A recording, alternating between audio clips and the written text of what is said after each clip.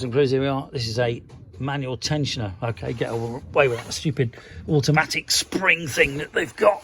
Over tensions your chain massively. Simply bolts on in place of the old one.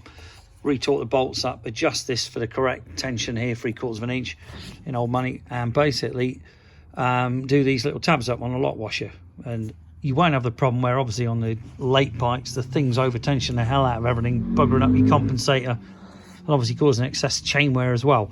Has actually been known for the compensators to come off because they're so over tensioned. But this also has the Baker, I think it's CS43 or CS34 compensator on, which is a real simple bit of kit. Does away with all those horrible hubcaps and springs and ramps and bullshit that Harley fit in. Very simple, solid bit of kit. Well worth fitting. A lot cheaper as well than the original Harley, I should think. If you're interested, give us a call, 01773835666. Alternatively, customcruisers.com. Thank you.